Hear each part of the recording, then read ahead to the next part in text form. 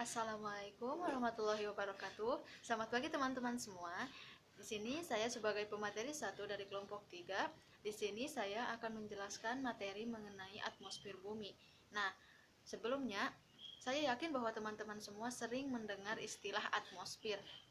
Pada saat kita bersekolah di tingkat SLTP maupun SLTA, materi ini sering kita bahas bersama guru kita.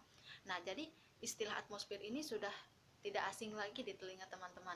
Nah, tapi apakah teman-teman masih mengetahui atau masih mengingat apa sih definisi dari atmosfer ini? Nah, jadi pertama-tama di sini saya akan menjelaskan terlebih dahulu mengenai pengertian dari atmosfer sendiri.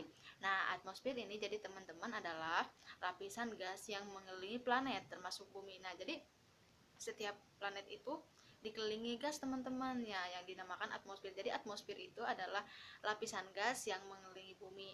Nah, bagaimana sih apa aja kandungan gas yang terdapat dalam lapisan ini? Nah, teman-teman, jadi gas yang terkandung dalam lapisan atmosfer sendiri ini ada beberapa, yakni untuk yang pertama yakni lapisan nitrogen. Lapisan nitrogen sebesar 78,17%, untuk gas oksigen sebesar 20,97%, gas argon sebesar 0,9%, gas karbon dioksida sebesar 0,35%, uap air dan gas lainnya. Nah, itu adalah beberapa gas yang terkandung di dalam lapisan atmosfer. Nah, bagaimana dengan lapisan-lapisan dalam atmosfer? Jadi, teman-teman, atmosfer ini mempunyai beberapa lapisan. Nah, untuk lapisan yang pertama yakni troposfer. Lapisan ini adalah pada tingkat terendah yang merupakan campuran ideal gas untuk mempertahankan kehidupan bumi. Lapisan ini adalah lapisan yang paling tipis dari lapisan atmosfer lainnya, yakni kurang lebih 15 km dari tanah. Fungsi lapisan ini adalah sebagai penyeimbang panas permukaan bumi. Untuk lapisan selanjutnya yakni lapisan stratosfer. Pada lapisan ini angin kencang terjadi dengan pola tertentu. Suhu di bagian ini relatif stabil dan dingin, sekitar minus 70 derajat Fahrenheit atau setara dengan minus 50 derajat Celcius. Dari tengah stratosfer atas, pola suhu berubah menjadi tumbuh seiring perbedaan lapisan. Untuk selanjutnya yakni lapisan mesosfer. Fungsi dari lapisan ini sebagai pengikis atau pembakar meteor, asteroid atau benda asing luar angkasa lainnya yang akan jatuh ke permukaan bumi. Pada lapisan ini mulai terjadi penurunan suhu seiring ketinggiannya, di mana sudah mulai terjadi pembentukan kristal es yang berasal dari uap air. Untuk selanjutnya yakni lapisan termosfer. Fungsi lapisan ini yakni sebagai lapisan tempat terjadi ionisasi gas-gas oleh sinar matahari. Sedangkan untuk lapisan ionosfer, lapisan pelindung bumi dari meteorit yang datang dari luar angkasa karena ditarik oleh gravitasi bumi. Di lapisan ini juga terjadi fenomena aurora yang sering kita lihat di TV-TV di daerah negara-negara kutub utara, contohnya seperti Finlandia. Nah, untuk lapisan yang terakhirnya yakni lapisan eksosfer. Lapisan eksosfer terjadi pantulan sinar matahari yang dipantulkan oleh partikel debu meteor. Nah, ini adalah lapisan-lapisan yang ada di atmosfer bumi kita. Nah, bagaimana dengan unsur cuaca dan iklim yang ada di bumi ini? Nah, sebelum saya menerangkan unsur-unsur yang ada di terdapat dalam cuaca dan iklim, saya akan menjelaskan dahulu mengenai pengertian cuaca dan iklim. Apa sih pengertian cuaca itu? Nah, cuaca ini yakni suatu gejala alam yang terjadi dan berubah dalam waktu singkat yang kita rasakan dari menit ke menit, jam ke jam.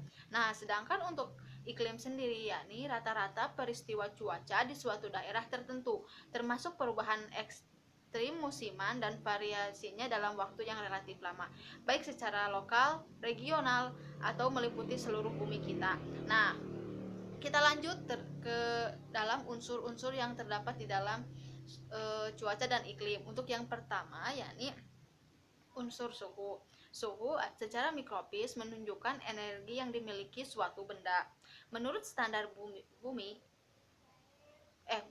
menurut standar bulan, bumi memiliki suhu yang sangat ringan. Suhu tertinggi yang pernah tercatat terjadi di Gurun Sahara, yakni sebesar 136 derajat Fahrenheit atau setara dengan 58 derajat Celcius, dan terendah sebesar 129 derajat Fahrenheit atau setara dengan minus 89 derajat Celcius.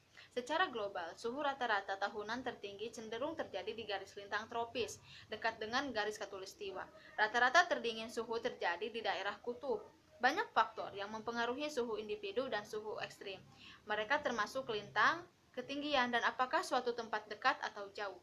Faktor lain yang mempengaruhi suhu seperti kedekatan dengan arus laut dingin atau hangat, begitu juga kelembaban atmosfer. Dengan kondisi tanpa awan, misalnya daerah gurun, cenderung menjadi tempat terpanas di dunia. Anehnya, lokasi tropis jarang mengalami suhu di atas 90 derajat. Ini karena tutupan awan yang hampir konstan menghalangi energi panas yang masuk dari matahari. Untuk unsur yang kedua, yakni curah hujan. Curah hujan adalah segala bentuk kelembaban yang turun, hujan salju, es, atau hujan es. Jumlah dan jenis prestisipasi yang jatuh sangat bervariasi dari satu tempat ke tempat lain dan dari musim ke musim. Baik manusia dan banyak hal dalam alam harus beradaptasi dengan jumlah pola musiman dan jenis curah hujan yang diterima. Nah, untuk unsur yang terakhir, yakni unsur tekanan dan angin. Angin berhembus dari area bertekanan barometrik atau atmosfer tinggi ke tempat dengan tekanan yang lebih rendah. Wilayah khatulistiwa adalah area tekanan rendah, berpusat di sekitar 30 derajat utara, dan lintang selatan adalah sabuk bertekanan tinggi. Sistem tekanan inilah yang membentuk sistem angin utama dunia. Antara 30 derajat lintang utara dan selatan umumnya berhembus dari timur. Di belahan bumi utara, mereka berasal dari timur laut dan disebut angin perdagangan timur laut. Angin ini mendorong kapal-kapal dari Eropa melintasi Atlantik menuju Laut Karibia. Perdagangan tenggara angin pada dasarnya adalah sistem yang sama di belahan bumi selatan. Antara 30 derajat dan 60 derajat lintang utara dan lintang selatan, angin tetap ada dari barat. Mereka disebut wester. Sekian pemaparan materi dari saya. Untuk pertanyaan bisa nanti ditanyakan di sesi tanya jawab. Terima kasih.